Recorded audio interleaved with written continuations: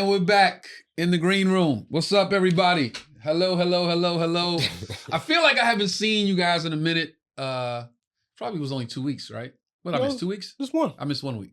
But I missed 1 week, but that week that I missed, I was so busy. Right. It felt like a long time since I've been here. Mm-hmm. So, what's up, everybody? We back in the building, live from the green room.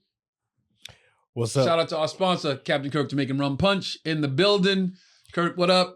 I'll be home soon. I got to come see the new venue. Joe Feezy Fox. What's up, everybody? The original intern, John Grimes. He's back. He's making money now, so now he wants to sit in and turn. We're all happy to be here, guys. Be a part of this whole thing. What's up, Remy? What's going on? Welcome back. Oh man, it's good to be seen, as they say. How was your week? How was your week and a half? Like the week that I was going to end this week since. Oh, just mad busy. Doctor's appointments. It's physical? weird. Yeah, physical, but it's like extra long. It's like I got a new doctor. Okay. And I got to keep coming back. I think. Why do you have a new doctor? What happened? Long story, but out of network doctor, they gone. I got to get a new doctor assigned. Right. And then that was my first time intake patient and all that. So blood tests, they sending me all over the place. I'm like, okay, why isn't everything the same? I'm in the same building, just in a different room. I just can't go to this room over here. So that's weird to me. But what's that based on, like your insurance or something? It is insurance. You know how you have in-network, out-of-network doctors? Well, the guy that was in network, he's no longer in that network. Therefore, I don't have access to get care from him. So, but he's got all my records, so I got to figure out how. Hey, look, just give me my folder and let me put it in this office over here. Yeah. How's that not universal? It's crazy. So I'm going through that process and trying to get other tests and stuff. It's nerve-wracking, but at least I have access to healthcare, so I ain't complaining. Have you done prostate already? That's coming up. Okay. That's coming up, and there's a waiting list. Really? Yeah. I just got my appointment set for March of 2026. Oh wow! I'm like, what is this? Chocolate Sundays? Got me a waiting list. That's funny. A prostate chocolate sundae. Get that? That's a nice little tie-in right there. You didn't even mean that, but that kind of came out right. But the freaking waiting list. I'm like, shouldn't I be able to, like, in a couple weeks? But I'm on a waiting list. So if somebody don't want their ass touched in the next 6 months, you can just jump right somebody in. Somebody says, yo, I'm going to gracefully bow out and get my ass tested.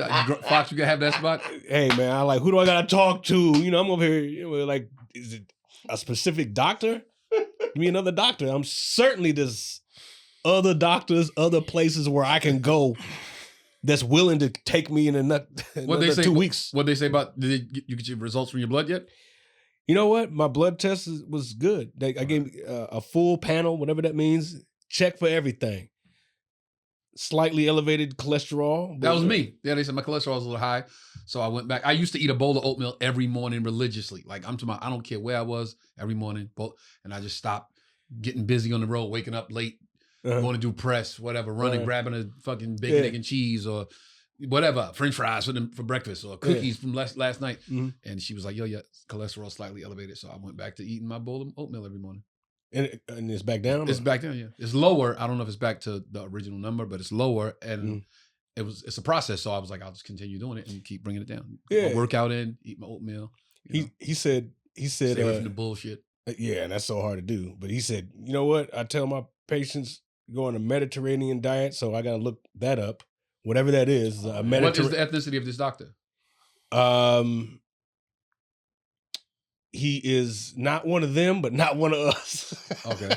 but he cool cat. He real cool cat, and he talks like he's familiar with the different body types and ethnicities and what they need medically. Mm-hmm. And he said, like black men, they have a history of heart disease. He's familiar with that. Mm-hmm. So everybody's familiar with that. You don't got to be a doctor to know that shit. No, but he's like, he's asking specific questions like, do you have it in your family? Yeah. How long does it go back? And so he was interested in, because it was a new patient, new doctor. So he was asking a lot of questions. And I told him, whatever I knew. But the cholesterol thing, it's like whatever the level is, if this is the limit, like I'm like right here. Yeah. So it's not like way out there. Yeah. So I'm pretty happy with it. Mediterranean diets are that makes sense. What's the Mediterranean diet? So like those restaurants, they have like just like rice and meat and chicken, but it's nothing really on it. It's just like not basic, but pretty bad. Like I bought every time I fly into Charlotte, that's like a Mediterranean restaurant. I just buy like a box of rice for like $3, and it's like ain't nothing on it, but it's good. So it's a lot of rice. It's a lot of stuff that like the types of carbohydrates they have. There's nothing else. Greek food, yeah. So it's not a lot of. To me, it's not a lot of extra flavor that we add to it. The shit that we cook it in or how we prepare it. It's a different they type prepare of it with less cuisine. shit on it. Okay. Yeah. I think this is He basically saying take all the nigga shit out your food and enjoy it. Try to enjoy it. You didn't mention anything green. I'm like, there's nothing green about this. Yeah, I'm like, what, Israeli salads? Is that what he like? Israeli salad. Israeli salad is really good. Oh yeah. Israeli salad is some good stuff. No, what is that? I can eat a bowl of Israeli salad, no problem. It's just it's like diced. It's like diced cucumber, diced tomatoes, diced onions, diced green peppers, I think, and just in a bowl mixed up, and you just little seasoning on it. Okay, bruh, real good. Okay, quick shout out to health. I don't know if it's healthy. Somebody else can confirm. Kava. Kava. Y'all been to Kava yet? No. CAVA. Man, I bought I don't like eating salads. I was like, fuck it, I'll try one. Give me the lamb salad or lamb bowl. They put so much shit in my bowl that was just strictly vegetables that I didn't know was vegetables. Like, Kava, really? I was so I didn't know this was a vegetable. Like, what is this? Supposed to eat all this stuff and like, eat all of it. On the way here is the little electric bikes that it's like, yo, homie, just get over. You a bike still? You're not a vehicle? Yeah. Cuts right in front of me at the red light and just sits there. I'm like, come on, Brett. Come on, fam. Like, come on. Light turn green, heat. I'm like, come on, fam. You still a bike. You ain't a vehicle. Just get over. And he had a bag of Kava. It's worth getting in front of your car for it. Yeah. I've been trying. It's Kava. Yeah, because sometimes they be having weird vegetables in it that we don't normally eat. Man, it's right. I went to Century City right here, but Kava, I got a lamb bowl, and that shit had shit I didn't know was shit in it. And I was like, I'm eating all of this? And it was little hummus in there too, apparently. I didn't know what I was. How much was it? Like, give me some. I ain't gonna lie. It was probably about $1. 20. About dub for my bowl. Portion size was decent for you? Yeah, I ate the whole bowl, and I was solid for the rest of the day until like dinner time. But I was very impressed with the size and. But it was good. It was good. I was very impressed. I didn't know I liked that many vegetables. It's a spot near my house called Mixto, Mixto. Little bit. It's like Mexican food, but a little bit better, like organic chicken and all type of stuff like that. Okay, they got a kale salad, bruh. I can do that. I can do kale. Not a whole lot of it, but kale. That is very hard for me to just eat. I do. I'll bring you one day. They do kale. Organic chicken chopped up in it, and you can add your stuff. I add red onions. Sometimes I might add black beans. I just had that like hot time. Black beans, bruh. Croutons. I didn't even know. You know me, I'm the pickiest eater on the planet. I didn't even know I like lemon vinaigrette dressing. I have always been eating salad my entire life. When I ate a salad, I would take a lemon and just squeeze the lemon juice on it because I had to have some type of. Like I couldn't eat a dry salad like a horse. Yeah. I'm like, I got to put something on it to try to make it like, more digestible. And one time they have an option, lemon vinaigrette on the side or lemon vinaigrette on the salad. I would always be like, no, lemon vinaigrette on the side, just toss it. One time I forgot to put it. They put the lemon vinaigrette on it. I'm eating the salad like, yo, why does shit taste so good today? What the fuck? And I'm looking like, oh shit, that's the dressing. I didn't even know I like lemon vinaigrette dressing. Man, I do that often. I'll do olive oil and then lime or lemon and squeeze it on there. Yeah, I had no idea. Big so I'll bring you one next time. Like, all right. Super good, bro. What's them little balls in the Mark probably know. Falafel. Yeah, that was in there too. And I was like, what? No, the little small one. Is that lentils or something? Lentils? Like chickpeas? It was super small. It was like lettuce, but little, but it was a bunch of them in the bowl. Lentils? Capers?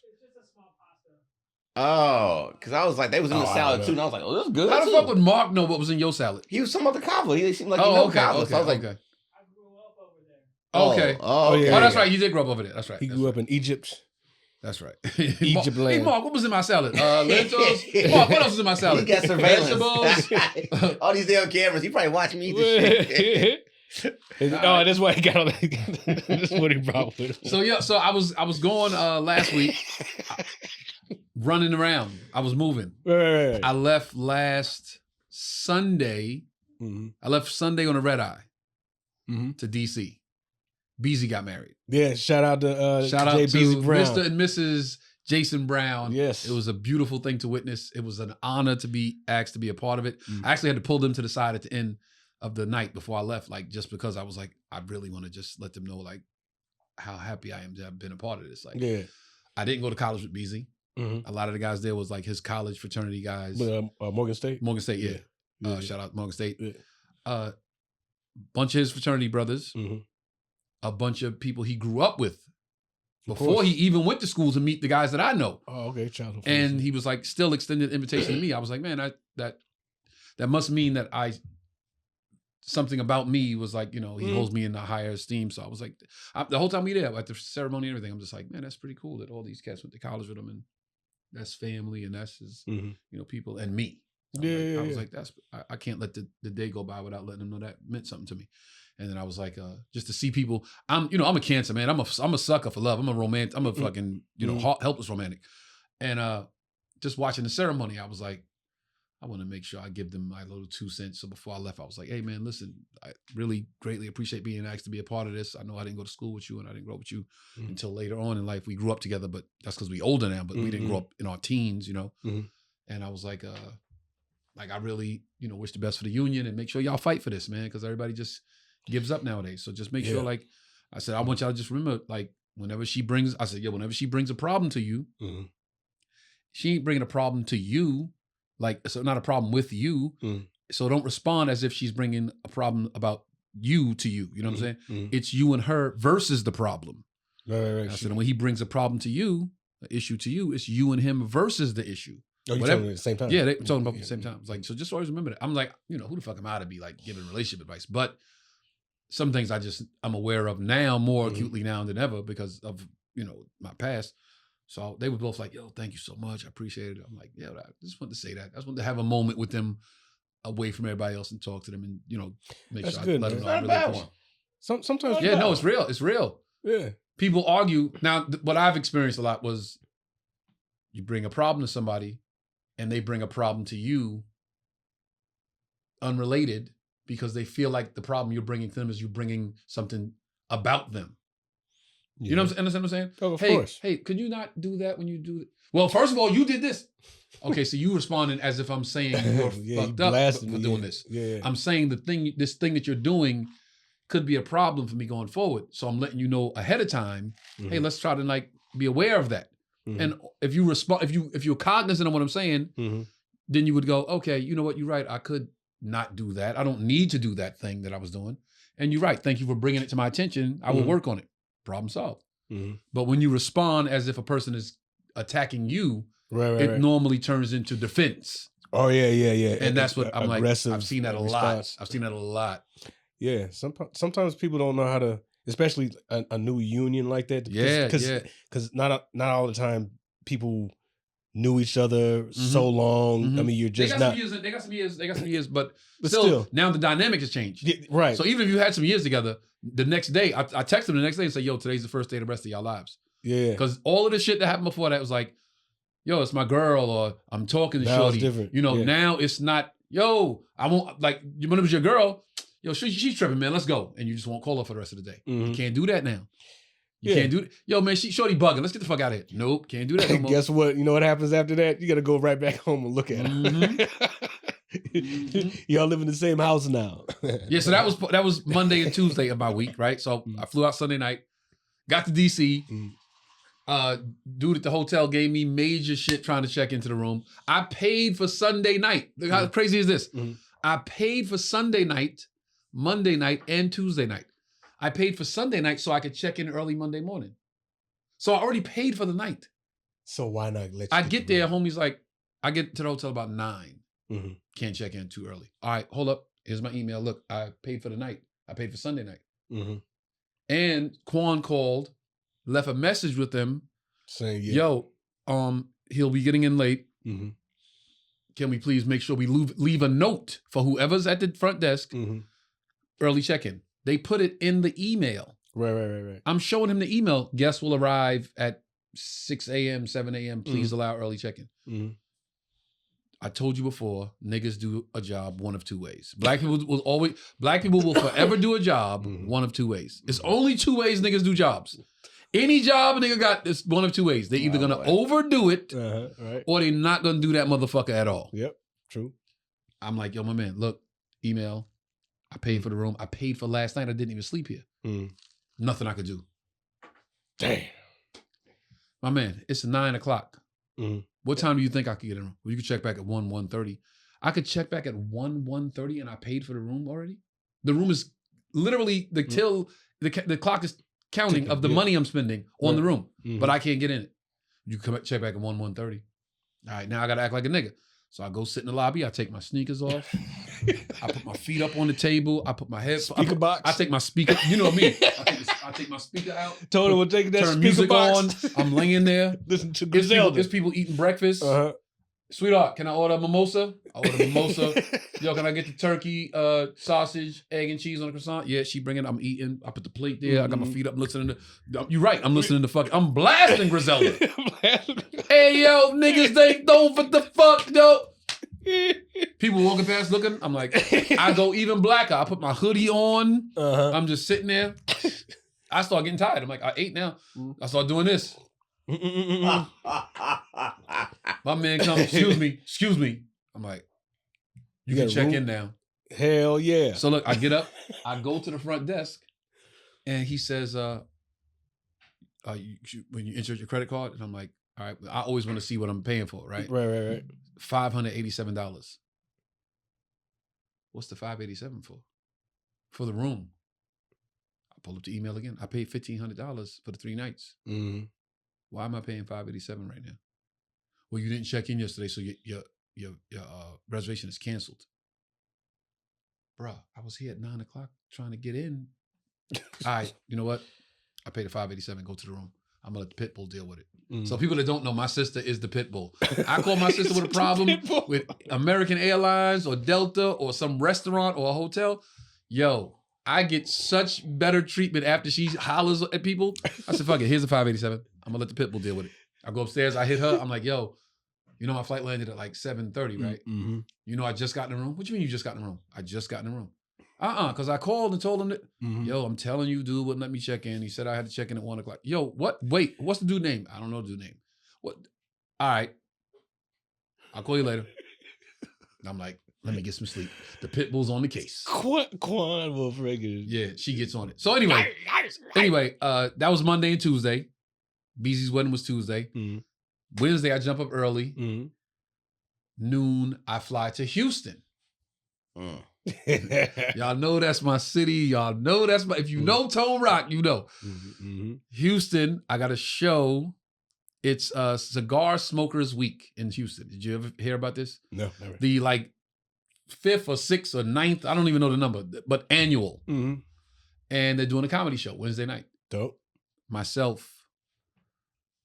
This one Dez, right? Dez White. Yeah. Oh, wait, I'll get to Dez. So me, Dez, Pierre, Omar Gooding, a couple of locals from Houston. I'm forgetting somebody. Why am I forgetting somebody? I'm forgetting somebody. So who's out of Houston? Oh, locals, OG? Gross man. Gross. Terry. Yeah. Okay. Yeah. So all of us on the show. It's Cigar Smokers Weekend. It's Cigar Smokers Week. Week. The whole show, packed out, sold out. Everybody in that motherfucker got a cigar in their mouth. Guess who doesn't smoke cigars? Tony Rock does. So I'm in there just breathing that shit in. Cigar smoke everywhere. I'm sitting there. Red came, drove up from Dallas. Yep. Drove down from Dallas. Shout out DJ Red. So Red's like, yo, son, I know you don't want to be in here. Like, you don't even like hookah smoke in the club. I know you struggling right now, sitting in this room. I said, yo, just imagine how much they must be paying me for me to sit in this motherfucker right now. He was like, I didn't think of that. I said, nigga, I'm going to sit right here and breathe this because imagine how much they must be paying me. So show was up. It was a couple of locals, so I don't remember their names, but they was pretty funny. And nobody on the show was unfunny. I didn't know their names. They was locals. They were 2 girls went up. They was funny. Pierre was a funny ass host. Mm-hmm.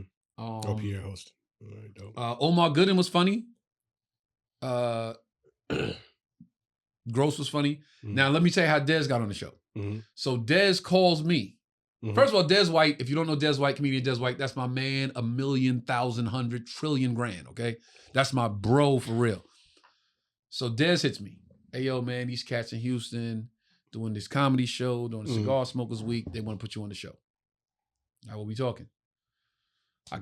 I reach out to dude. I see what we talking because I don't like to be bothered. I don't like to be bothered with a date, with a show, with the potential of a show directly because I don't want to deal with the bullshit. I don't want to deal with my man said he got it. I ain't dealing with none of that. Yo, you handle it. You handle it. Because if it's bullshit, it won't even get to me. Right. So Dez hollers at dude.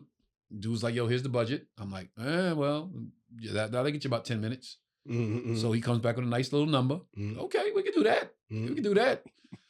So Dez like, yeah, he's going to send me the deposit, which he sent. Remember, he had the Zealot. So I was like, yo, the Zealot's Fox. I get it from Fox. Oh, is that what that was? Because I didn't have Zelle. I don't have Zelle. Okay. So, and I didn't want to get Cash App because that number would have been taken down. That, that much money, you take it out of Cash App, it's going to take a couple of $100. Oh, yeah. It's going to slice off. Yeah. So I was like, send it to Fox. But anyway, so Dez calls me. Yeah, everything's straight. They sent the deposit. Check. Tell Fox check. Boom, boom, boom. So I go, yo, hold up. We on the phone talking. Yo, so I know they didn't call you for you to call me about the show, and you not on the show. Mm-hmm. Hey man, I was just doing a favor for the homie. You like reach out to Tone. They know you my man. So I said, man, if you don't call that nigga, tell that nigga I'm not touching the mic if you're not on the show. Dez call him. All right, Dez call him back. Hey man, this ain't me. Tone said, he went. Sound like he was lying. Tone said he went. I did all this for Tone. Yeah. Tone like he just assumed I was on the show. Mm-hmm. So of course they was like, oh yeah, they homies. There's promoter dude. Yo son, you know what's crazy? I didn't even think to put you on it. You my man. I'm thinking of like building a show up with names. Of course you on the show. So now Dez got a bag. Mm-hmm. Dez helped me get a bag. I helped him get a bag. As me and Dez always say, real comic shit. So just so what I had to intervene or whatever, that was a deposit? That was a deposit. Shit.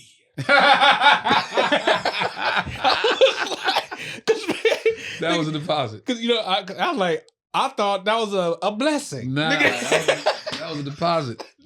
I was like, yo, man. Because I was about to say, what's funny about that? I was about to say, hey, man, I don't know what I did, but thank you. Yeah, so we did the show. We did the show Wednesday. Show was fire. I hung out Thursday. A bag on a Wednesday. Right. Look at God. Look at God. He said, "Look at God." So hung out Thursday because it's Houston. I had to spend an extra day. I went and got a Trill burger. Shout out Bun. Shout out Truck. Yo, fantastic burger. I'm a burger connoisseur. I'm a burger aficionado. Right. Trill burger, a fantastic burger. All right. It was delicious, bro. Turkey Leg place closed though, ain't it? Turkey Leg Hut closed. Owners brought up on millions of charges. It was crazy. RICO charges. And Dez got an opening. His opening line on the show was about that. Yo, his opening was so fire. It was. I don't want to do anybody else's joke, discredit, but his opening was so fire, man. I was like, man, that shit was funny. I just next day we eating dinner. I'm like, yo, bro, your opener. Boom, out the gate. Dez was on stage for 5 seconds, and they was boom. Rocking, yeah. I was like, bro, that's such a great home run to start the show. In 5 seconds, the room's rocking. It was really, really good. I like that shit, man. So then from there, I fly out noon Friday to Chicago. Yeah. Chicago Improv. Thank you, Chicago Improv. Shout out to Chicago. Shout out to everybody that came out. Shout out to Sean Morgan. Shout out to Cinda Williams. She came out. Shout out to Maurice. Who else was in the building? Grimey had some college roommates pull up. Oh yeah. Slick. Slick. H2. My homie Frankie and Donald, they pulled up. All my Boilermakers, Purdue Boilermakers pulled up on me. That's what's up. You've done Chicago Improv before. Big room. Big. Yeah. When that room sold out, it's rocking. You feel good. We sold out like 3. I think we sold out 3 or 5. Yeah, and the other 2 that wasn't sold out, packed and rocking. You know it's a big room when you try to make a video of the room and you gotta come back over God, I'm still panning. It's just such a long, huge room. Dope week, man. Dope week. dope week. Yeah, very impressive. Chicago. Great room. But all of that, like all of that, very happy about all that. But I was away from my child for a whole week, and I just didn't feel good about it. So I would, FaceTime, and then after like 3 days, he's like, "Hey, Dad," he's like running. I'm like, "Oh, see, he ain't even paying me no mind right now. Like, I'm not here." So I was like, I felt bad about that. So today, we went to Knott's Berry Farms. I just got back. Got back. Spent the day with him at Knott's Berry Farms. Had a ball. That's dope. Me, him, and Nana, and came back. Stuck in traffic. Got to the crib. Had bird bath. Get ready. Came straight here. Boom. But I had a great time, man. We had a really, really good day. Dope. Really good day. The week has been good. Good. Yep. And Orlando is up next. So we're gonna jump into some of the bullshit that has been accumulating and crossing my timeline that I have nothing to do with, but since I have a podcast, I get to talk about it. That's my stance going forward with everything. Like, yo, listen, ain't none of my business, but I got a podcast, so I get to talk about that shit. You get to talk about it. Because everybody else talking about it. Mm-hmm. Have you guys been keeping up, or how much do you know? How much have you seen about this whole Papoose, Remy Ma beef? I just heard about it. Like little tail end about it. Okay, Remy Ma and Papoose is back in the mix. So I don't really know the history other than that they have marital issues. What do you know? That's it. My understanding is that they're off and on, but now they're resorting to shaming each other in different ways. Mm-hmm. And currently, the shaming is broke shaming at this point. I think Remy Ma is trying to broke shame Papoose. Broke boy shit. Yeah. So that's the newest I heard. At the end of it, man, he sounds like he's an upstanding guy. He's trying to do the right thing. Wait, hold on. Oh, just can we stop? I was like, wait, is Trey not coming in today? I thought. I think he's out of. Is he somewhere? I thought he was like. I had a funeral to go to. I thought. Oh no, I'm just making sure because I didn't know. I thought he was gonna walk in late like he normally does. Okay. He's out of town. No, he's just laughing. What do we know? I thought he was somewhere else. I just so he's not here. I guess not. If he's not here all by right, now, look at the intern in. Trent, come in.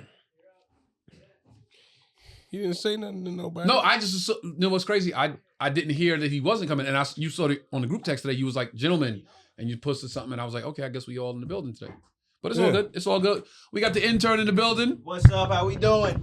Yeah, ladies and gentlemen, this is Trent Mason. Yeah, Trent Mason. We here. We up. We live. We 21 years old. Just turned 21 last 21 Wednesday. On last Tuesday. Couple weeks. On a Monday. Yeah.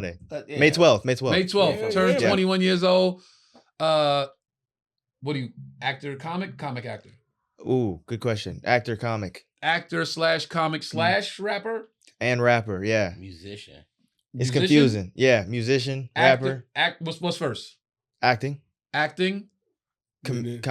Actor, music. Comic. Music. Musician. Yeah. Artist. The artist. All around artist. 21 years old, ladies and gentlemen. 21. We doing it. We doing the thing. There's gonna be a clip. Happy to be here. X amount of years, flashback style that you get to. Like, we lost the logo. DVD or some shit like. I go, you ever feel like that when you feel like you've seen something and you go, this shit gonna get used somewhere later? Like some flashback type shit. Was that right there? Yeah, like just coming in, it's gonna be like a quick little blip, and it's like this intro, and it paints to some other part of his life. He's gonna do Jimmy Kimmel one night. Jimmy Kimmel's like, hey, remember this? You're on. Hey, Trent Mason, actor, comic. You know which one you were. Now you're all blah blah blah. You got your own studio, and then Georgia. Shit. And they're gonna play all this right now too. Bro, I'm telling you, that's how this shit be. Yeah, you gotta play all the young. Have you been shit. keeping abreast of what's going on with this Remy Ma and Papoose stuff? I don't know who those people are. Damn, 21. 21. Remy Ma, Papoose. Okay, so I'm not the most well versed on it either. Mm-hmm. I think we all in the same boat at this point. Mm-hmm. But because it's crazy, it pops up everywhere. I keep seeing it everywhere because it's getting so much traction. Mm-hmm. So I'm like on the plane, I'm looking at videos. I'm in the airport looking at videos. I'm like, yo, we should talk about this on the podcast. All right. So you were saying the broke shaming. Yeah. Right? So many trains of thought here. First and foremost. Before that, I was going to make a point that I was going to go back even further than that. So Pap is from around the way. Papoose is literally from Bed-Stuy, where I grew up. I grew up on Decatur Street. Right around the corner is Bainbridge. He grew up on Bainbridge. Okay. Not directly across, but like up his block is here, my block's here. So Pap, you from round the way. You should know. Golden rule. You never argue with an angry chick. You never, ever, ever, ever, ever in your life, ever argue with an angry chick. You know why you never argue with an angry chick? Because you look like the chick. You don't look good. Yeah. You don't look good. You cannot look good. You can't look good arguing with a chick in any regard. Right. But you never argue with an angry chick. You know why? Because when a chick is angry, or you could stages of arguments. You could argue with a chick that's disappointed in you, something you did, right? Because she still has the wherewithal of the thing that is the problem. Focus is still This is the thing that I'm upset about, right? So I'm going to debate from a point of this thing went left and that's the problem I have. Right. So I'm a specific in issue. that specific issue that I have an issue with and I'm bringing it to you and we can have a healthy discourse on that thing, right? Okay. You can argue with a chick whose feelings are hurt because, again, she's like something affected her personally and her heart was in it, and this is where her being upset is coming from. But when you argue with a chick that's just angry, logic out the window, right? Logic out the window. More importantly, facts and truth mean nothing. Mean absolutely nothing. Because an angry chick argues just to win the argument. And in her quest to win the argument, she turns into fucking Dr. Seuss. She just start making shit up. So you can't win an argument with an angry chick because she gonna just. Listen, I don't know Remy. I'm not saying this is what she's doing, but from my history and from my friends' history with angry women, they just argue to win the argument. I don't even think they're trying to win. They're just trying to disrupt. I want to disrespect and destroy your character at all costs. I want you to feel how I feel. I want you to feel how I feel. And what will help me do that is more and more lies. The more and more lies I can tell to make this person look ugly, in a sense, you know what I mean? Because when an angry chick argues, one thing she does know is that all people need to do is to hear it, and some people are going to believe it. Yeah, it's called a smear campaign. And like you said, you don't look good, right? When you try to clear up some shit, it makes you look worse. Yeah, as a dude, she says this about you, and you go, no, it ain't true. You don't look. Why are you being so defensive? Yeah. You can't win. Charged up. You can't. Nick, one of the beautiful things about being Tony Rock, and there are so many beautiful things about being Tony Rock, but one of them is I care nothing about what people that don't know me think about me. I care nothing. I don't care to clear up any misconceptions about me to a motherfucker that don't know me. So people, that's why, we were talking about that before. I don't read the comments, right? Because people that don't know me will be like, yeah, nigga, fuck you, you ain't shit. Fam, why would I respond to you? Yeah, nothing. Yeah. Why would I care what you think? I don't even know you. I can guarantee you not my tax bracket. You ain't touched the bitches I've touched. You have not driven the cars I own. You have not been to the places I've been. Why would I do this? So whatever idea you have about me in your head, bruh, what would I care? Yeah, that's someone who is begging for attention. So I say all that to say, when I see Pap responding, I'm like, bro, why do you care? He responded to what she said. Well, she said this. Well, let's address that. Who are you talking to? You talking to people that you don't know, that you shouldn't care what they think.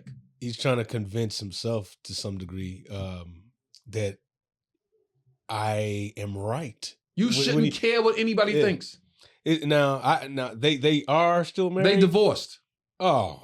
They divorced. Yeah, I'm letting you. What is it about Remy Ma and here's the thing that made her marriable Marryable. Joe Fox, word of the day. Word of the day. Your word is marryable. Can you use it in a sentence? Why silent? That bitch marryable. What made her marryable? Well, I was trying not to say wifeable. Like, why did he wife her? You know, I was trying to think of a different word, but she could be wifeable.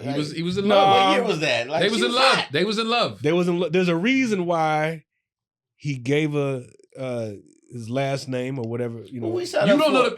I don't know that. So Remy Ma was in jail. Okay, I knew that part. And he went routinely. Yeah, conjugals, kept it going. He didn't cheat. He tried to do the right thing. Wait till you get out of jail. From what I know, which I don't know much, I haven't heard anything about him cheating while she was in jail.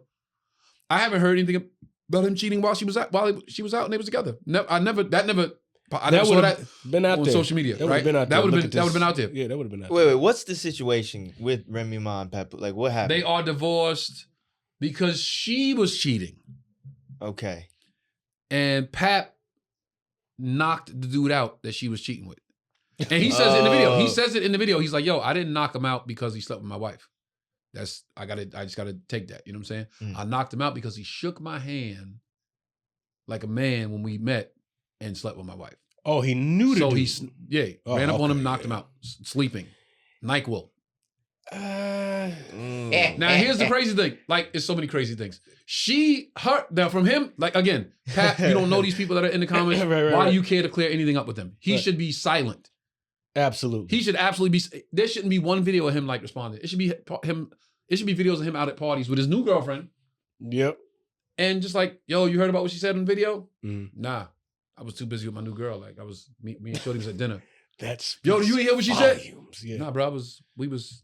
Yeah. I don't know. We was on vacation. Stunting on that. Yeah, shaking a nigga hand and knocking down his wife, I guess, is pretty.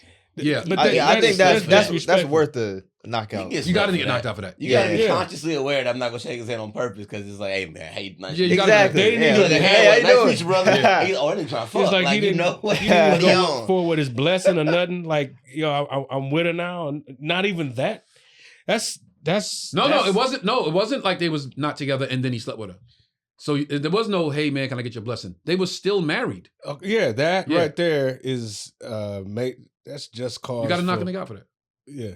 But here's the crazy thing. This is why you don't argue with an angry chick. Yo, shorty, you posting all these videos. Remy is like video after video after video after video, right? Yo, you cheated. How you mad? Because she can't get away with it. How you mad? You cheated.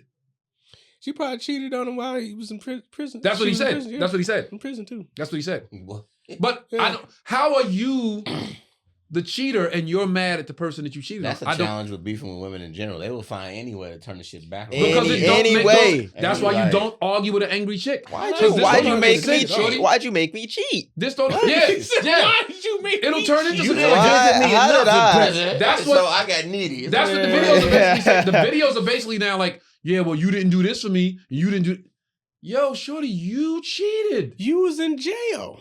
Women only start logging your failures to build that case for that nigga. Right. They got punched. Right. They start building that shit up to go, all right, now I got enough to say. I'm going to go out this day and do this because you've done enough stuff to validate it in my conscience. Mad? It's like put my conscience for. I think otherwise, they don't log shit. You had been moved on. Yeah. You had Now, how long has that been? Now, that's a good question. Like, how long has it been, like, since they've been divorced? I don't know. No, that's a good question. So, however long that is, let's say it's a year. Okay. Since you've been, whatever that is, and all this mess. It just, that's crazy to me. We heard rumblings of like, the Trouble in Paradise, but now it's just getting crazy social. And then here's the thing. I keep saying here's the thing. I gotta stop saying it. So it's just so many levels of like, yo, what the fuck is going on here? She's mad. She's posting video after video after video. I don't even like your cologne, nigga. That let me know that's an angry chick because now you're just trying to pull anything out. She's trying to hurt her. Anything, right? He's responding, which I don't agree with either. Yo, fam, just chill. Everybody, from what we know, everybody knows that she cheated, right? Now, here's the crazy thing. I just said it again. She posting videos out and about, smiling with the new dude, like, yeah, like, look, I'm happy. Look, new dude. And I'm watching the videos like, yo, why would the dude want to even be in the video looking like the side chick? He looked like he looked like the chick. He looked like she like, yo, I moved on. I'm in the club chilling. We at the table popping bottles. And he in the background like. He like a tool. He looked like the chick. And who was that guy? Who knows? Guy. Probably fictional. He probably ain't even. Do they have a TV show or something? Because this shit. They had a TV show. I'll say this shit seems very much like. Give me a new episode. Give me a new season. Look what we're doing now. Like, come on. Yeah, I feel for the brother. Move on. Get some help, bro. You don't argue with an angry chick, man. Especially not online. Anywhere. If we divorced, we done. What are we arguing online for? Does either one of them have like music or albums or projects coming up? Thank you. I mean, is this trying to put? I think she is diminishing her image. You are an artist. You're a musical artist. People know you for. People regard you as one of the best female rappers in the game. Now this shit is taking precedence over your career. Reality TV. Yeah, your personal life. It's like, yo, shorty, just go get in the studio. What are you doing? She might be doing that for her publicity. Like, no, she knows that's some weird shit. She's not aware of how much is damaging her image. She's like, okay, this will make me more popular. I disagree. I'm gonna go with it. People do believe that any buzz is good buzz. Yeah, right. I think that's what she might be. Let's go buy this adulterous album. Because how else can you get people to pay attention to you and then say, surprise, 2-disc album coming out tomorrow? Nobody looks good in this. Nobody, not one of them is doing themselves a service with what's going on. Who looks worse? Remy or Papoose? I think Remy looks, if we going in order, the dude looks the worst. Thank you. Because he looks like the chick that's just like, you know how you ever like a dude that's a sucker, right? Will break up with his girl. And then that night he'll post a video out with his boys like, yeah, you know, we outside like, trying to fake happiness. Fake like he's not affected. Well, in reality, that shows you that motherfucker is dying and crying. Yeah, so when she posted up with the dude in the club, it's like, shorty, that's a cry for help. We know you're not happy. Neither one of them, but the dude sitting there looking like the side chick is like, yo, I'm watching him like, yo, what man? Yo, if that's me, if I'm the dude, if I'm the guy, you ducking the video, and she pulling, yo, put that down, like, yo, yeah, I ain't in this. Me and you out together. Yeah. I'm not worried about what they see. Like, put that shit away. Like, let's have a fucking. Don't night. try to use me to flex. On your old shit. That's your old work. Old shit. At that, like, what the heck? Dudes and girls do that. I've seen it from both sides. Like, a guy will be like, yo, shorty broke up with me. They out that night at a table with a bunch of chicks. Yeah, you know what it is. It's like, bro, we know you dead inside right now. we know you dead inside. Or a chick will be like, yo, with her girls, they'll be they'll be at Mastros. You know what I'm saying? Like that means something. Yeah, you know, picture girls' night. Dinner plate. We outside. Girls living our lives. Shorty, we know you fucking. Show your us, heart is as well done as that steak right now. Show us in your misery. Show us that. Just fall back and be cool. Yeah. Just heal. I don't think I'm always so aware of like not doing any sucker shit after a breakup. Nigga, come on now.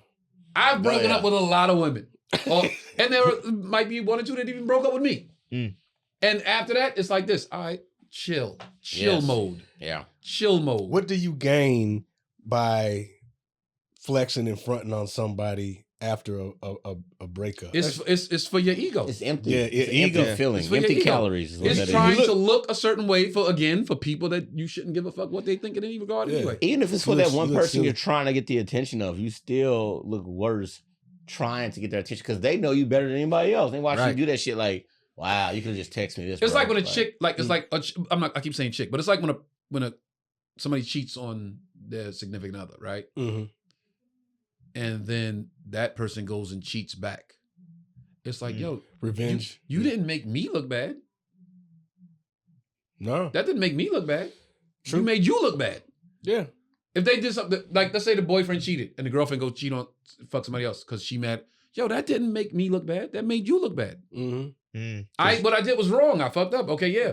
But that shit didn't make me look worse. Yeah. Right. Now I'll slide over. You gotta sit here too. Now you both bad. Yeah, they both cheaters. You made it worse. You made it worse. I've seen girls do that, and I've seen guys do that. I've seen the get back, like, yo, bro. And I've had friends that I've sat down and talked to, like, fam, you feel better now, or you should feel worse now. Yeah, to get yourself back into the right position. You know, I'm on the right side of this. The only way to get yourself back in the right headspace after any of this bullshit, chill mode. Yeah. Go sit down, relax. Fix yourself. Yeah. Collect yourself. Read a book. Yeah. Read a book. Borrow somebody else's mind. Yo, go sit down with your mama. Take your mama to lunch and just be like, listen to some old stories. How you been, Mom? Recenter. That's so odd to me. Run straight to social media. Like that's the fix all. That's where we live now. I love social media because I know you can always tell who's going through what. I can tell a relationship that's on the end of their shit. I can tell somebody's really single. Yeah. I can tell somebody's about to cheat on their nigga. I can tell all that shit from your page. I'd be like, you can look at a girl page, and 3 or 4 rows. I'm like, that nigga in any of them pictures, oh, they going through something. She ain't posted that nigga in the last 9 posts. Where your man at? Why he ain't in your first, that shows what you proud of, right? That's what you chose to curate on your page, and the nigga gone. Yep. I'm like, I'm about to DM her today. Like that nigga. On the same note, people shouldn't be looking at your page thinking that shit is good when it's not. Also, right? That's the reverse psychology. People look at somebody else's page and they goals, black love, all that. Not knowing, yo, punching the shit out of these people. You don't know these people. I said that a couple weeks ago. That video that was a video of a picture of Cassie sleeping and Puff laying on top of her like this. And I'm talking about a million fucking people. Oh my God, so sweet. You guys are goals. I love you guys. I wish my man was sleep. Not knowing he was holding her because he didn't want the bitch to run out the room because he beat her up 5 minutes before that picture. His arm from a Hulk Hogan pose. For real. Everybody looking at, look at that. Oh my God, so peaceful. Look. Yo, you don't have no idea what these people on these posts are going through. And you know what that picture is now? Evidence. Still knocked out. I was knocked out in this picture. If you pull back, you see all the baby all over there. If you pull back, you see the dude busting another one up. That was crop. This is shadow back there. That joint crop. Oh, no. That's crazy. Damn, the crop job on that picture. It's a damn shame. In sports, did y'all see the beef about Ryan Clark and RG3? No. Okay, I'm gonna touch on this one only because I'm like not partially affected by it. I saw a little bit of it. Go. RG3 watched the Caitlin Clark versus Angel Reese game and just full on went on a live stream wherever he did and said Angel Reese hates Caitlin Clark. Not basketball hates her. I'm familiar with that. Hates her. Like boom, boom, boom, hates her, right? Now, that statement, I guess, could be fine on its own. The only problem with it, I guess, to Ryan Clark is that he's doing this thing for about an hour and his wife is about 3 feet behind him while he's doing the whole podcast. For everybody don't know who everybody is. Watching? Just minding her business, doing yoga, whatever. You could RG3, black quarterback, famously known for not being with the shits. His wife is clearly a white woman, about 3 feet behind him, blonde hair, white woman, and he's talking about Angel Reese in a very negative way for his podcast. Ryan Clark sees this, goes on his podcast and goes, RG3 don't know shit about black women. He ain't raising one. He ain't talking to one every day. He ain't listening to none. So he can't have any idea what it's like to be a black woman. So when you painted her in that negative light, like you did Angel Reese, you ain't think about how black women have to deal with this negative light of being an angry black woman all the time. Yes. You ain't asking your wife about that. And you got 2 daughters, if I'm not mistaken. You clearly ain't teaching them how it's about to be for them either. And so everybody's like, yeah. And then RG3 was like, damn, dog, I made a sports opinion and you made it personal to my family and my kids. So RG3 seemed like he was mad about that. Like, yo, you can call me whatever, boy. You gonna bring my wife and kids into it is a little crazy. Well, she was in the video. I was like, she was in the video. I didn't know that part when I saw RG3's response. So I was like, damn, what do you mean she was in the video? But she actually is in the background. I don't know what he was thinking with that. But I thought these are 2 interesting points. One is, when you do take that position as a black man and you have a mixed family. What's the logo again? You got a black man with a mixed family, and you about to talk about a black woman, you got to be aware enough to go, this could be taken wrong if I say the wrong thing, or if I don't put this the right way. Right. Or be balanced enough to go, hey, I'm aware of this. However, let's just look at this. But if you're going to dog Angel Reese like that, and then have your white woman in the background just dancing along. It's not a good look. You know somebody going to come for your ass. Ryan Clark, black man, black wife, came straight to the rescue. And everybody was like, yes, brother. But I want to talk about this part. Does RG3 not have? Is it because he said the wrong shit or the optics, or can niggas with white girls not speak of black women because no matter how you try to, it's gonna come off as fuck out of here. You should always say something positive about black women. But he seemed this moment what you said. He's talking about a specific black woman. Now I didn't hear what he said, but did he say anything about black women, black girls, or he's specifically talking about Angel Reese? He just was like, Angel Reese hates Caitlin Clark. Like they got real beef, and it's not even just basketball anymore. Just like she just really hates Caitlin Clark. Like she hating on her. Like he just wrote her. He just wrote her pretty much. Oh, okay. For the whole like riff. Okay. And like I get that part. Like, yo, you making a basketball. And now he's a football quarterback, by the way. Mm-hmm. So he's doing a little basketball riff on it. And I'm just like, I think the interesting part to me was like, he brought up, I think between Ryan Clark, what he said about you raising black women, but you don't know what it's like to hear what a black woman is going through. I was like, damn. Yes. I was like, that's a heavy statement to make. That's a slap towards him. Exactly. That was a full-on attack. Like, hey, nigga. But you reading books? Your kids is your kids. He do got 2 black daughters apparently now. So it's like. I thought that was a very interesting point that you brought up. And then I thought about, the reason you probably brought this up is because are you allowed to talk about black women? Great question. I do. For those of you guys that don't know, John Grimes also has a white wife. So he can relate to the situation. So when I watched RG3 thing, I said, that's a bad look altogether, my boy. I would never make a video about white. So you would tell Imogene, get out the room. Hey, you're in the background. Move. I'm about to talk about this black girl. You might want to go somewhere. She back there roboting this shit. Like, get your white girl out the background, dog. What are you about to say? Wait, what was I'm sorry. I I got to pick that up. But what was your response? My response was, if that's your situation, you should talk positively about black women. But from what he was saying, he was talking specifically about Angel Reese. Right. And the sports situation. Yeah. Okay, but was he saying Angel Reese is a black woman? You could tell she's on that ratchet shit. You know she don't got no. If he was doing that, then okay, now you're taking digs at a black woman. But I think it sounded like it was like a sports reference, and you got 2 nemesises. You know, you got the female. You know, you got the female version of Larry Bird and Magic Johnson. Right, that's dynamic. how it should be taken. But I guess he made it come off as, no, I think she actually hates her, like wants to harm her. What's wrong with that? Every time she gets up, she's like about to beat her ass. Okay, so I think that, but that's in the game. Exactly. And then after the game, it's like, okay, don't make it any more what it is. Hey, or she fouled me pretty hard or whatever. But it sounds like regular after game banter. But if he's digging at Angel Reese like that's how black girls ratchet hood type shit, if he's digging at it like that, okay, now you putting some extra sauce on it. Now you painting a black woman in a negative light, not Angel Reese in a negative light in whatever that spirit of competition. So that's how I see it. Just so everybody's clear here. Mm-hmm. He said that Angel Reese really hates Caitlin Clark. Right? Like really on a real personal, real life hates outside her. Of basketball hates her. That's where he was going. But let's not forget, Angel Reese got the ring. Angel Reese beat Caitlin Clark and got the ring. Okay. Why is she hating? Wouldn't that be animosity on Caitlin's part? Like, I'm not touching it. I was going to say, why couldn't he also say that Caitlin hates Angel? I'm thinking in basketball terms. In basketball terms, wouldn't the hate be from Caitlin? Like, damn, that bitch beat me.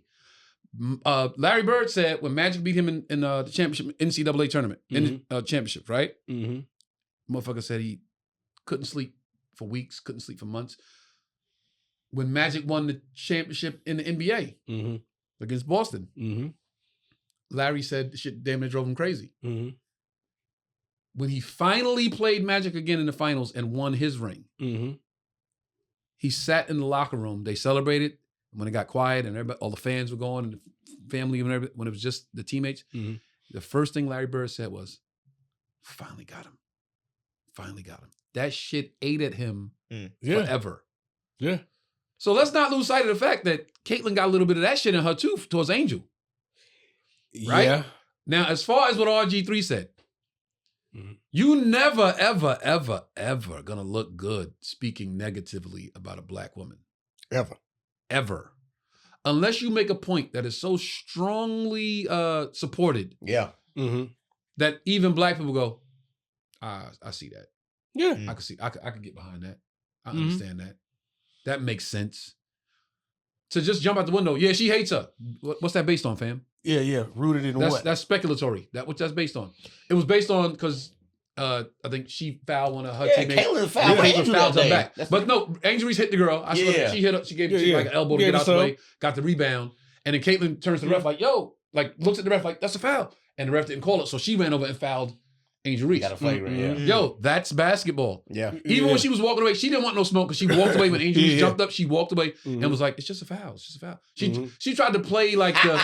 There is some bullshit. Look, it was a little bit of Karen in it. Yeah. She was like Karen on the court. She acted up. Look, it was because she acted up. Everybody was like, "Oh," she was like, "It's just what?" Yeah. She put some extra on it. Is someone gonna do anything? Look, she's I clearly saw that part. Oh yeah, gaslighting. But now you don't ever look good speaking negatively about a black woman. Yeah. Now to throw in the white girl in the background. That's and you have no history since high school of ever fucking with a sister. Damn. You make yourself look even worse. Yeah. Right. So whatever RG3 said was not going to be shown in a glaring light, in a positive light. Just who you are as a person. Yeah, and maybe it's because the wife was in the background. Maybe Ryan Clark looked at it that way. Nah, bro, you can't talk about sisters like that. Like.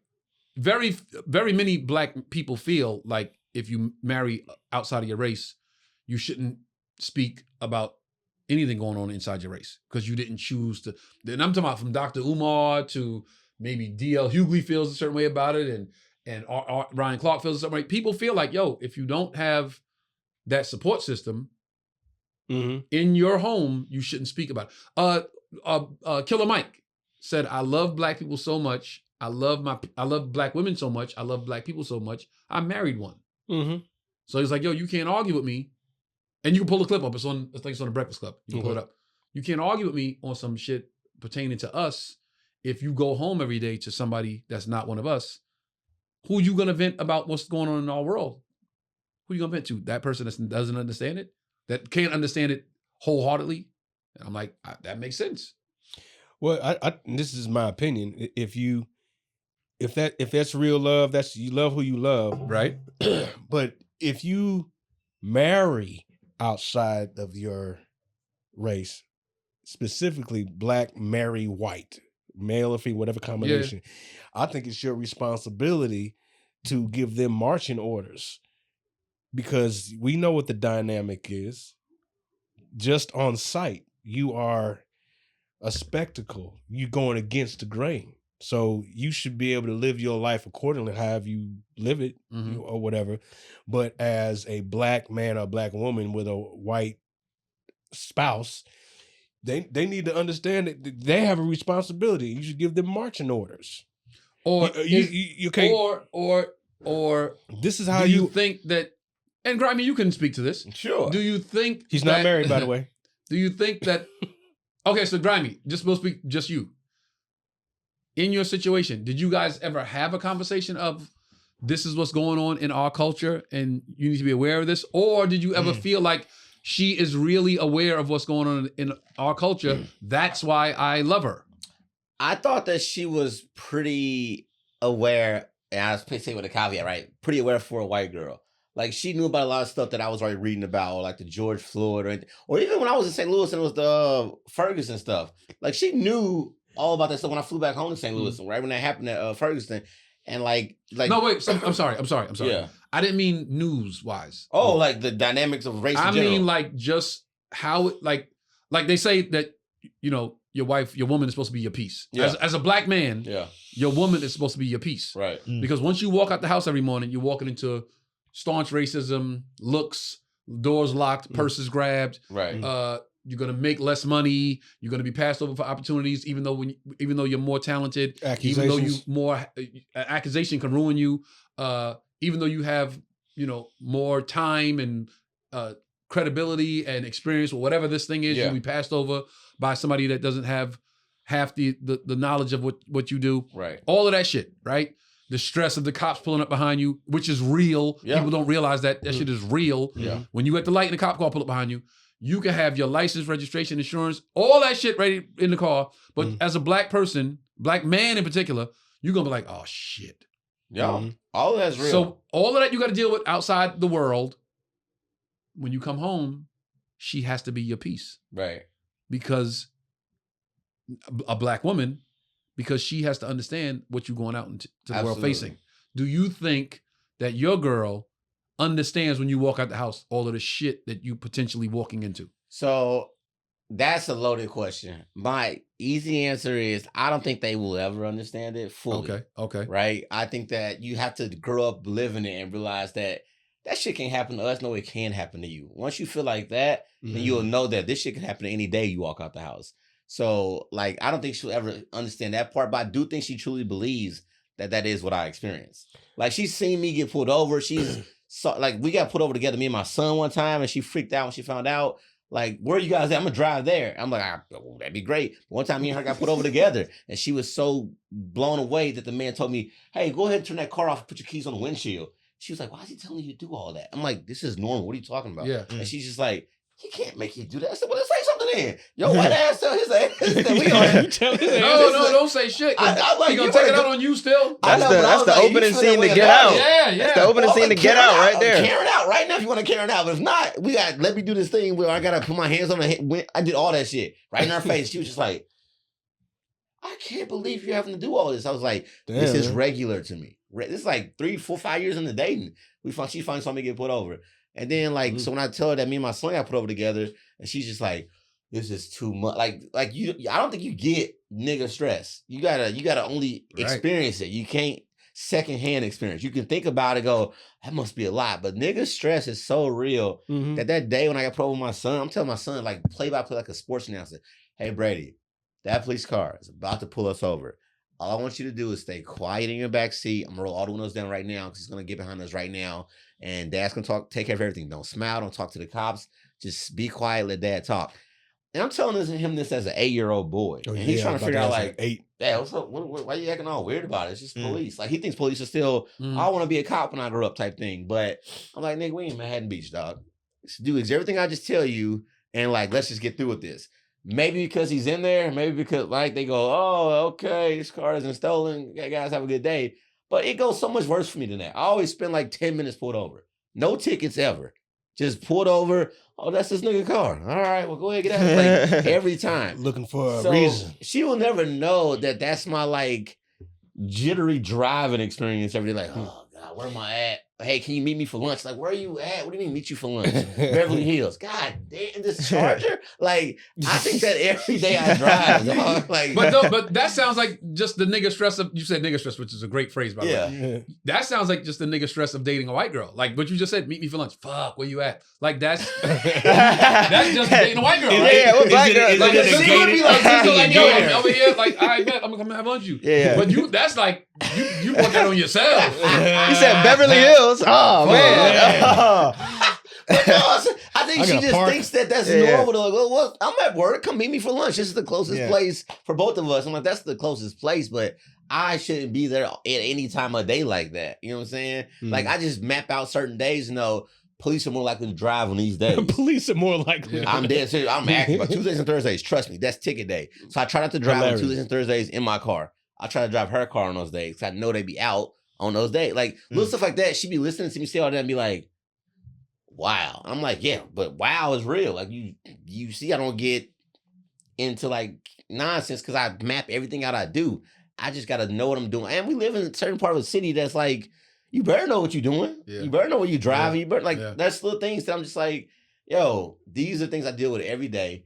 And well, she comes in handy, ironically. It's like, hey, she comes in handy. You want to have a nigga out? Comes in handy. I got it. You want to have a nigga out? Hi, officer. You go in there and reserve the table. You go in there. You go in there and tell them where you want to eat at. The de-escalator. The de-escalator. Oh, you know, I don't like one. To go get extra shit. Bro, you ever did outside your race? No. You ever did outside your race? No. Black do you think now another back we gotta ask you these questions, Grimey. We're gonna ask you the tough questions. What's the length? Do you think that people that do date outside of their race, you think they even take this into consideration? You think black guys or black girls or Spanish guys or Asian dudes or think, okay, this person's not in my race.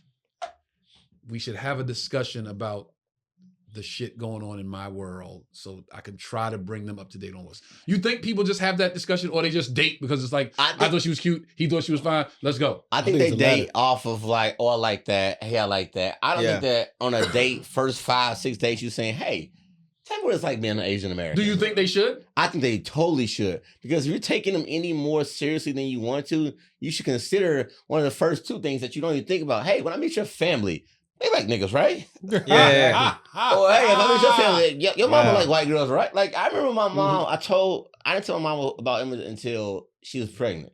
So I said, hey mom, date this girl. And she goes, tell me about it. Well, her name's Emma. Mom goes, she sounds white. And I was like, oh, that's so funny you say that.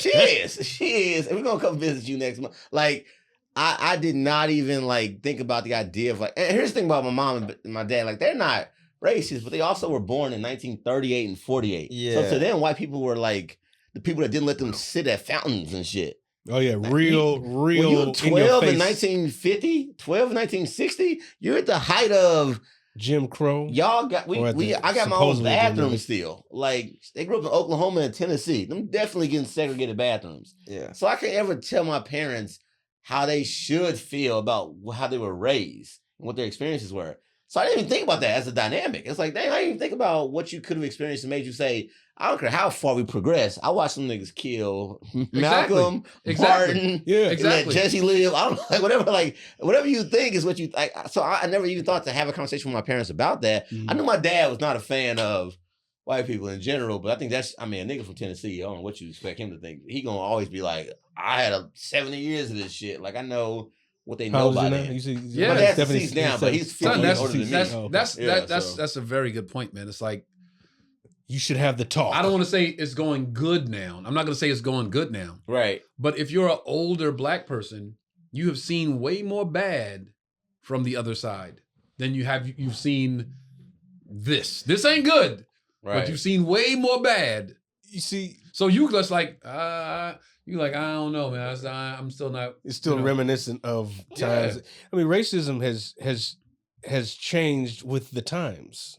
This is the racism needs to be to fit the times. It's not going to go away. It just refines itself into a form that's more palatable, yet you still get packaged differently. Yeah, sure, it's a different package. It's the same things. Probably got some, new ingredients.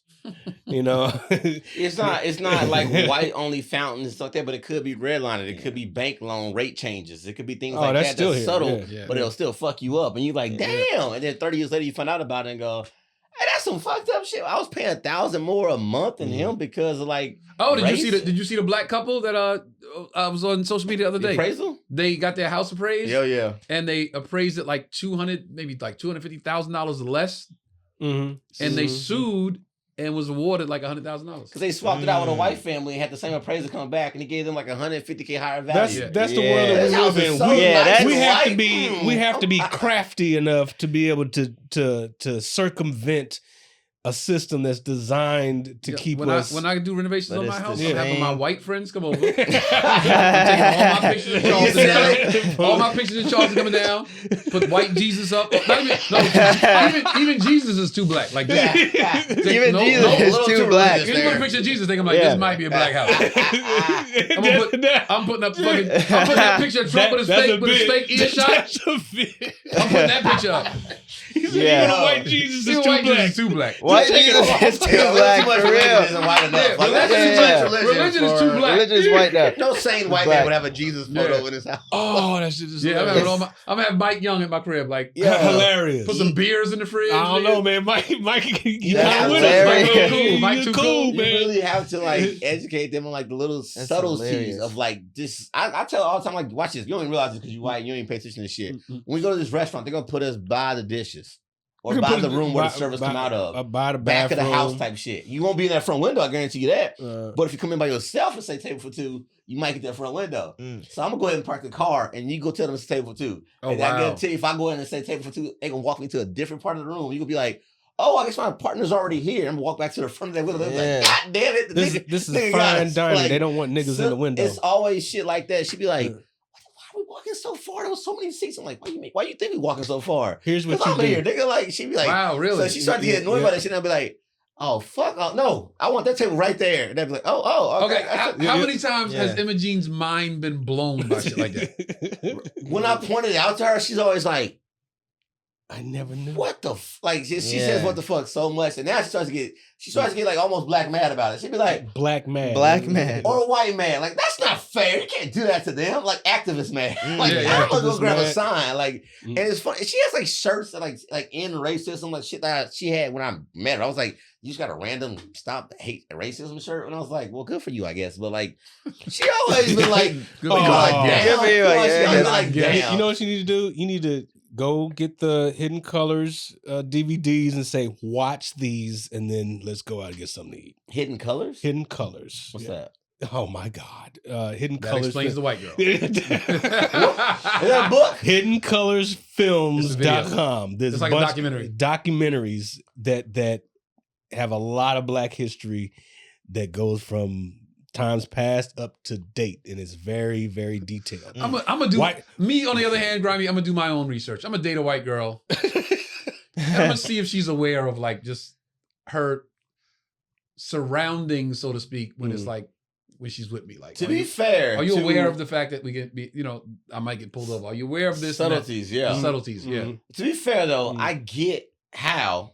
If you didn't experience it before, you wouldn't look for it later, right? That's not your life. Right. That's not so the life I experience. Get that. And it could be any race. It could be an Indian person, an Asian person. They're like, wait, what do you mean you guys do this, this, and that? I'm like, you really don't know how we were raised. Like, and I think it's so normal that when I talk to another black person, yeah, you know how it is when you drive down Sunset too late, or they're La Cienega like 1 a.m. Like, you ain't about to I ain't doing that shit. But they might be like, why would you not do that? It's my favorite street to drive down. Like, you just don't know what you don't know. But if I enlighten you or educate you, you can't act like it's not a thing anymore.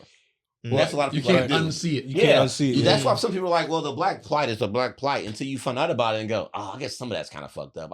Now that I know about it, I want to do something about it. But some people just choose to be ignorant and enjoy well, I'm white, so that's y'all problem. Figure it out as a group. Yeah. And I get that too. That's like, well, it's not my problem. I'm clearly Anglo. But actually, it is. Because we don't sit here as niggas and go, well, them white people really going through it with that sun. How do we help them out? With the sunlight and tanning. Like, we don't give a fuck about That's how they say when they say shit like you see like any type of that police interaction with a black person that goes negatively, they always, well, why didn't they just listen? Oh, what did he do? Yeah, exactly. How come he just didn't comply? It's like, you just watching that right there. You don't even understand, like, yo, this has been going on. This is what they history. You think that incident is just that incident. Yeah. And the guy should just be like, oh, well, okay, I'll get him.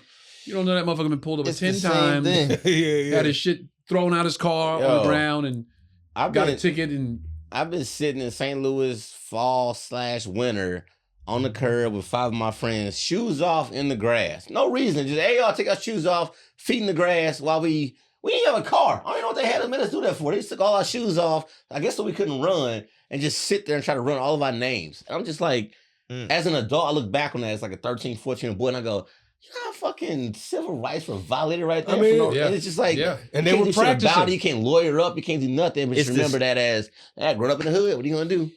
It's like, it's the same racism. That as a 13-year-old. Now let's say that's you as a 30-year-old. And you come home to your partner who is not black. Right. How do you get them to understand some shit like that? The stories can only do so much. Right. You only can go so far. And I think that is something that we've been here like 10 years. You realize like there are some dynamics that just ain't meant or will ever get through to them fully to pierce them. Right. But they can only be sympathetic, not empathetic.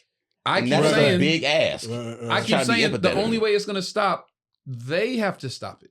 Yeah. They have to be aware of it and go, yo, we gotta. They just have to do their part. No, they got to stop this shit. They got to be the ones to stop it. They got to stop it. They have to stop their people. Yeah. The people that are against it have to talk to their people. Like how they stop slavery. Like, yo, we got to stop this. That's why I was saying you need marching orders. Whatever that is, like you have an experience like that and then you tell her not get the empathy, but to get the sympathy of whatever she's going to give you. She needs to understand that this is your reality, that you have to live through sometimes. You may have to come through with a story like that. And I think, but what she can do is absorb that information and then she can go talk to her friends about it, her white friends about that. I mean, for whatever. if her white friends are cops, I guess that'd be great. Well, I'm just saying. Tell a bunch of bankers, hey, y'all, we really. I say, guess what happened to my significant other? I was about to say husband, but significant husband. I get that. Shine the light on it, and then it makes people go, "Huh, that is fucked up." Because now we know somebody is tangible to us now. Right? Yeah. Unless it happens to like Nick Cannon or whoever else, Wayne Brady, they go, "Oh, they shouldn't do that to Wayne Brady." Then they might go, "We got to do something about that. You can't." That's hilarious. Wayne Brady's the only nigga that they don't want to. They don't want accosted. Terry Crews, like, you can leave that guy alone. Imagine if I was Wayne Brady. Well, I know did something. He must have did something. Tony Rock got arrested with that nigga. No, doesn't he want to fight Will Smith? He had to do something. He had to do They're all something. violent. You saw what they did. Well, Wayne Brady, he didn't do anything wrong. Brady would never. That's the kind of shit. Like, you have to hit somebody they love for it to be like, okay, we want to do something about this. Now, so we need a nigga. We need to say something. For my girl, though, we need Wayne Brady to have a fucking knee on his neck. Somebody got it. Shit. That's the only way. It has to be polarizing. Sorry, Wayne Brady. Wayne Brady got to get choked. Is Wayne Brady gonna have to get choked? Is Wayne Brady gonna have to get choked? No progress. No progress. We gotta do something. Wait, who's the black person? Is it Wayne Brady? Who? Give me the 5 black people that white people would react to. Wayne Brady, Terry Crews, Terry Crews is up there now. Crews, Lenny Kravitz. They love yeah, that nigga, bro. Yeah. Somebody from the Black Eyed Peas. Nah, Lenny Kravitz is black. Lenny Kravitz is black, motherfucker. What about Anthony Anderson? Eddie Murphy could have been it, but not. Anthony Anderson's kind of black. Eddie up there, but Eddie. Anthony Anderson's black, right? He's definitely black. I said Lenny Steve Kravitz Harvey. is black. Lenny Kravitz. Steve Harvey. Family Feud. No, they wouldn't care about Steve Harvey. Nah. Family They wouldn't give a fuck. Oh, man. No. Nah, I'm talking about Obama. Wayne Brady, Terry Crews. Obama. No. You can't hurt Obama. I think they was. I think they wouldn't give a damn. they don't fuck with No, Obama. the country split on him, I guess. They don't fuck with Obama. Okay. Wayne Brady and Terry Crews. That's it, huh? Damn. Fantasia? Jennifer Hudson? No. Damn. No. That's it. That's cold-blooded. That's it. Damn. It's hard being a nigga. Dang. Wayne Brady and Terry Crews. Those are Charizards right there. What's that OJ? But best Pokemon to throw out there. They They did love OJ. They did love OJ. They did love Who's OJ. beloved? Nah. Forgotten look. Kevin Hart? Who? No. Kevin Hart. Kevin Hart. You don't want to repeat it. Nah, niggas be No. The niggas are ruining it for Kevin Yeah, Hart. yeah. Kevin Hart, niggas like, man, fuck that guy. Like, Yeah. that's not the right message. It's like, True, niggas true. fight too much internally about the wrong shit. No. Nah, he's no, black. no. He's He too ain't black. kissing no white woman Is that the in guy movies. from Training No, Day? He's never kissed a white woman in They wouldn't movies, give so a they damn. won't let him. No. Yeah, they're gonna remember his character. Wayne Brady, Terry Crews. The room has spoken. The guy from whose line is Wayne Brady, Terry Crews. Shout out Wayne Brady. What a journey for both of them, dog. Yeah, shout out Wayne Brady. Shout out Shout out to Wayne Brady. Shout out you was caught Those astray. are our freaking SEAL teams right there. Wayne Brady and Terry Crews, y'all SEAL team nigga. And if Man. something happens to SEAL y'all, team. we might get progress. Be safe, niggas. Be safe. I gotta go. I actually gotta go. Wayne Brady, stay strong, my brother. I didn't hear you. Shit. Yeah, I thought about him. Nah.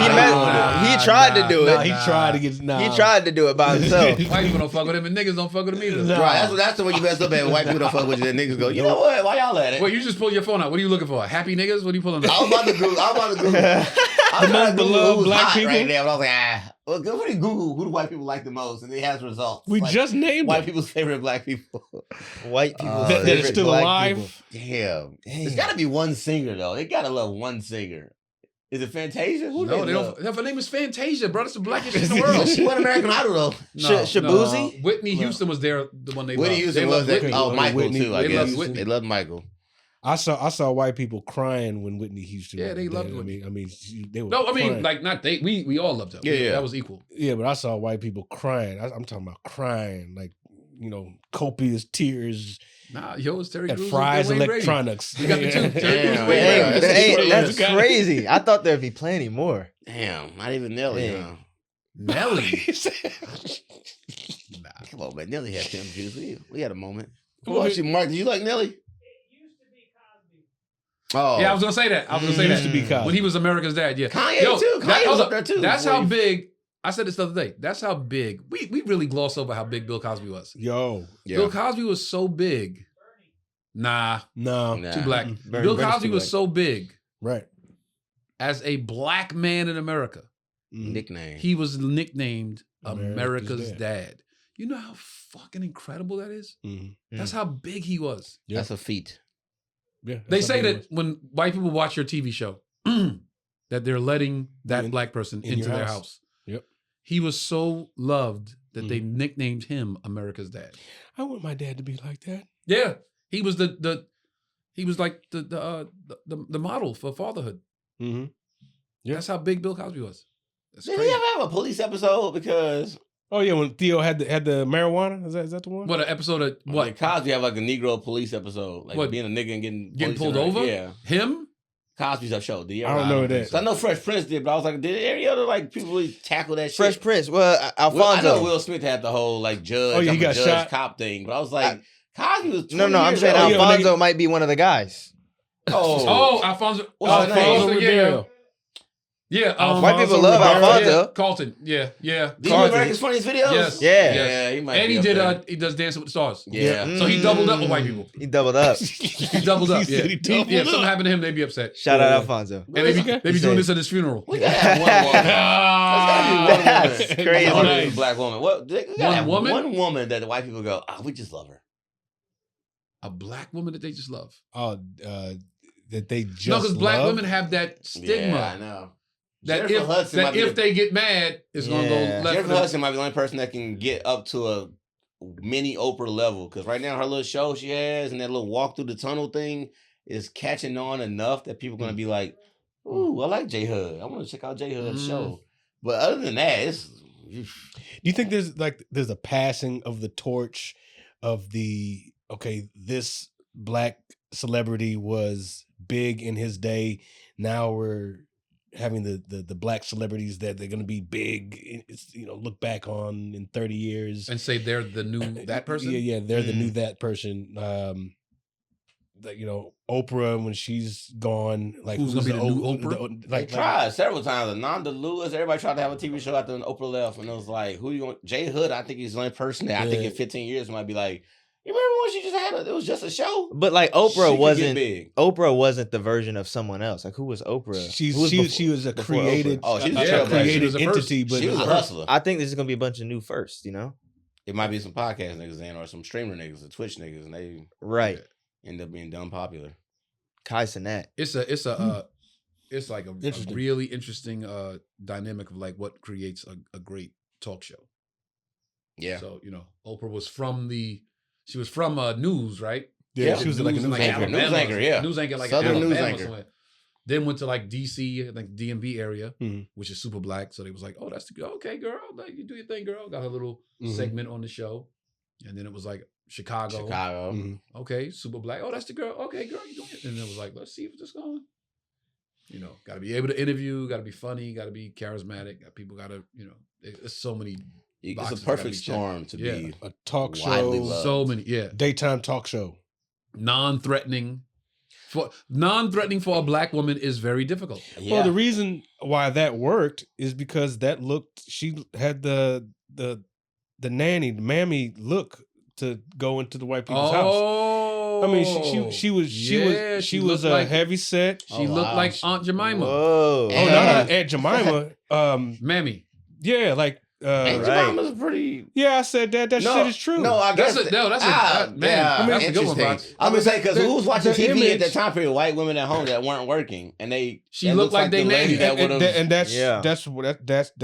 It looks like Maybelline right there. Mabel, come on in, Maybelline, get the kids' food ready. Yeah, that's a good one, Fox. Yeah, because you said non-threatening. Well, what's more non-threatening than a black woman that's been cleaning your house? Your 100 years ago. That's how crazy racism is. You ever see the old photos of like the black nanny with the white baby sucking her teeth? The black.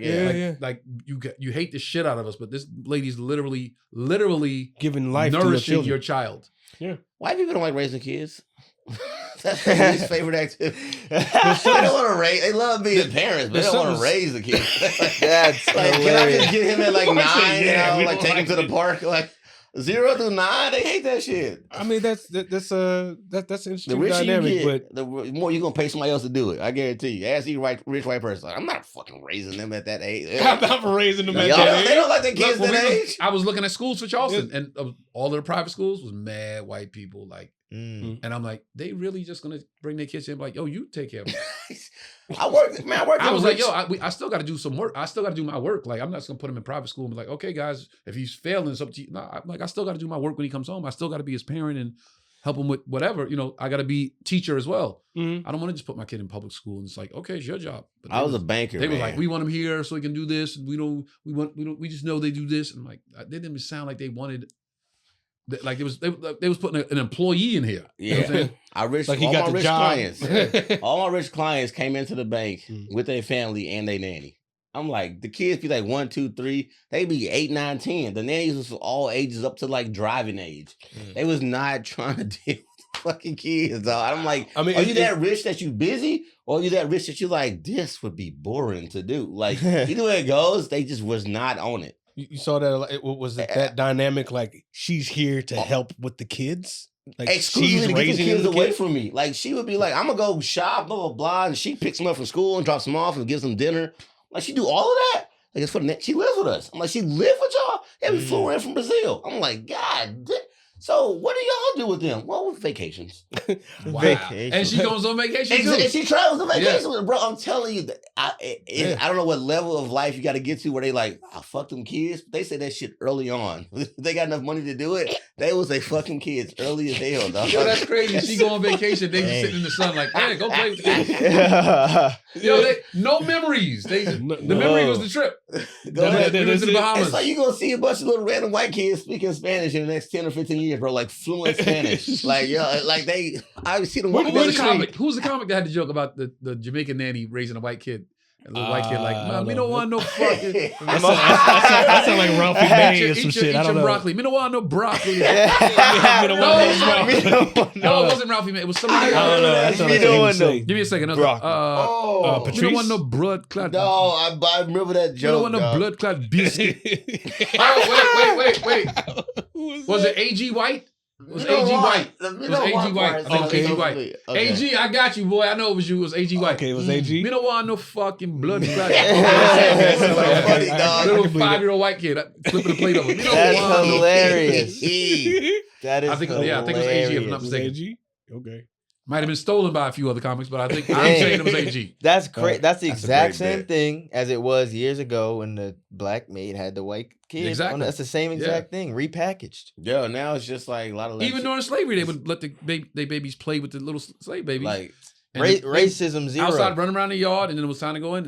That's why the kids was fucked up. Like, wait, we can't go in the house. Like, no, and the parent would grab them like, yo, don't do that. No, we were just playing all day. Listen, now it's time to go. Let them go to the slave quarters. There are exchange programs like exclusively built for. I forget what it's called, but it's like they will fly you in if you want to strictly be a nanny, like from other countries exclusively. Like Europe, Germany, Brazil. That's trafficking right there. And the husbands be like, "I'm with it," because then they fly them in, they be fucking her, and they bad. They be fucking. They were bad as fuck every time I came to one foreign nanny program. They gotta get an account because they bank, but it's like we bank here. We're private clients. Can you open up an account for Stefania, whatever the fuck her name was? Stefania. But like it was an accent and everything, and I opened her account. She don't know a lick of English, but she about to raise y'all kids. See, I'm like, oh my god. See, no English. Are there any? Did you see any black women that came through like that, or is it just Spanish? Fuck no, I ain't seen no black women come through like. No. This is exclusively.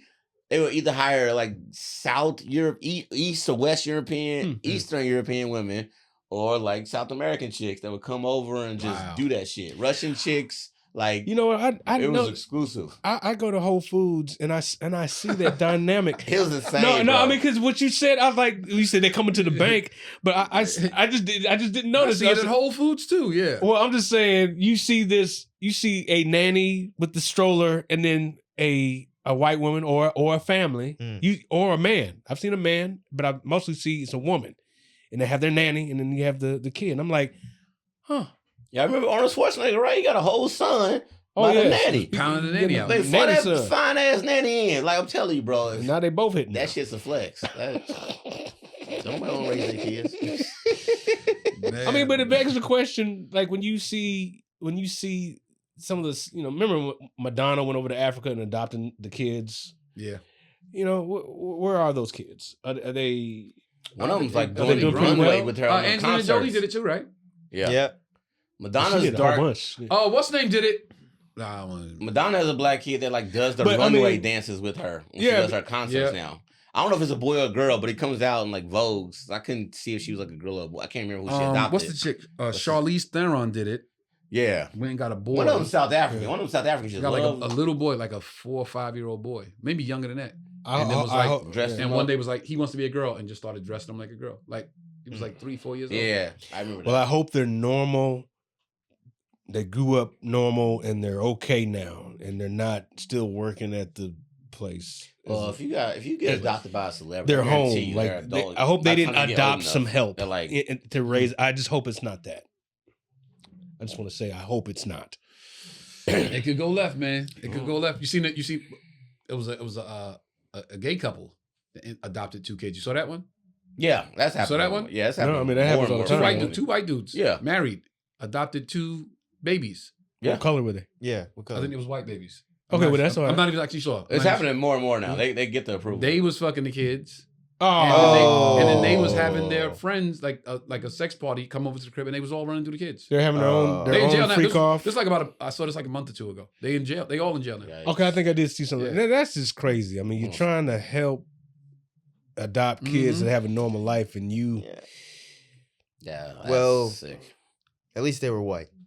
Oh damn! Trent. Kids are the perpetrators. Wayne Brady would not approve of that joke. Terry Crews is doing his peck. Like, I don't like that shit. Oh, like they was watching this podcast, thinking they about to draft this nigga. Like, oh, brother. They had you on the board. They had the actor, comic. Mark, I get. Get that out of there, Mark. I don't want to be part of that group. I want to be part. He said, done. Hey, cooked. What you working on? What's coming up next for you, young man? I got a play that I'm doing on May 30th at the Marilyn Monroe Theater. Pull up to that. What's the play called? The play is called Dinner Party, and it is co-written by me and another person. What is Dinner Party about? Dinner Party it's about the title. It's about a dinner party and all the things that people say, and then what's underneath all what people say, what's really going on. May 30th, you said? May 30th at 7 p.m. You can find the link on my Instagram. It's on Friday. Yeah, I'm in Orlando. All right. But also stay tuned for the freestyle at the end of the episode. New song just made today. What's the name of the new song? New song is called Villain. Wait, are these snippets that you posting is a whole song? You just putting a clip of the whole song? Yeah. Okay, I thought you was giving us 16 every time. This is a whole entire song every time. Not every time it's a whole song. Okay. Sometimes it's a short portion of a song. Got it. Yeah. New version. The name of the song is Villain. Name of the song is Villain. Check it out. I think it's fire. And follow me on Instagram, Trent, TRENTT, for all of the stuff that I do. There you go. Grimey. Orlando this weekend. Orlando Funny Bone with Mr. Tony Rock. Got some private gigs. Got to do a wedding. Got to do some work for the YMCA. If you got businesses that need entertainment, I'll do it. I MC. I do a funeral. I do a wedding. Whatever you need somebody to talk for, I'm talking. And so let me know. Hit me. That's what's up, man. Joe Feezy, y'all, was right there. Shout out to the Laugh Factory at a dope ass show at the Long Beach Laugh Factory. So look for more dates on that. The week after next, we are in Syracuse, New York. Ain't been to Syracuse in a minute, so I'm looking forward to that. The week after that, I'm at the American Black Film Festival. Shout out to Nicole and Jeff Friday. Yeah. South Beach, man. I'm looking forward for a great time. Wait, what's the dates for that? ABFF? ABFF is June the 11th through the 15th. That's some movies and stuff though this time, right? They're showing shorts, documentaries, narrative features, and wait, so you're not doing Dallas? No. Okay. I told you that. Yeah. But the folks still coming out though. Okay, so you're doing Dallas? Yeah. I'm out of I got something that weekend too. The 12th through the 15th? Yeah. Oh, Father's Day weekend. Yeah. Okay. That's and my daughter's graduation too. Okay, all right. In June? I thought She's this was graduated in preschool. So okay. Okay, well, congratulations to that. I was like, can I FaceTime? My girl's like, I'll take the whole family from you if you FaceTime. Like, come on, I'll be in Texas. I'll take the whole family. I'm not cut that. I didn't try to not. I'll say I tried to have a conversation about it. I wasn't gonna miss your graduation. I'm just saying, man, that's a threat for your ass. I will take your whole family away from you if you don't show up. Wayne Brady will be sitting here when you get back. Wayne Brady and Terry Crews will be in this motherfucker. Yeah. Yo, I'm in Orlando this weekend. Next weekend, I got my tickets to see the Dodgers and the Mets, baby, on Wednesday and Thursday. Taking the kiddo to see 2 games. Then I'm in Syracuse.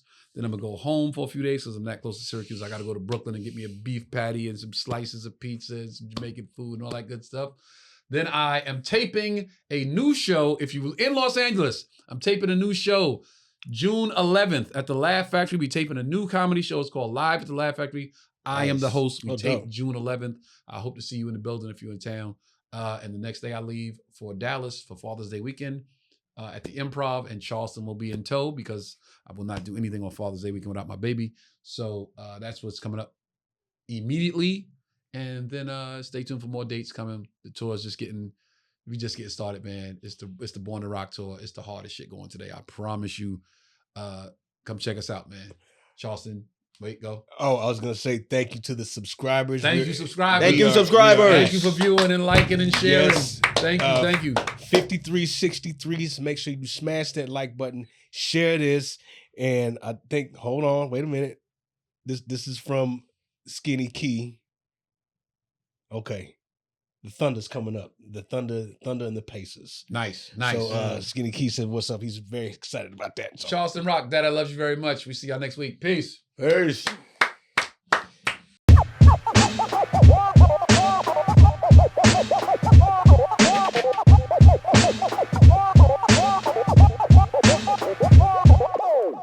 I call you double take. She'll make you go, who is that? I think my girl is a villain. She fly, she's super bad. So bad when you see her that you get mad. EVIL, Gorilla DeVille. For real, I'm too attached. She had 3 times 2 plus 4. Add me plus you, let's do the math. Medusa for real, she dropped dead gorgeous. If looks could kill, eyes are alluring. I slipped and fell for you, know you won't let me split the bill. I'ma make things happen for ya. I'ma get things cracking for ya. Yeah, I get away with words, but I ain't just rapping for ya. Let me keep you warm like a Patagonia.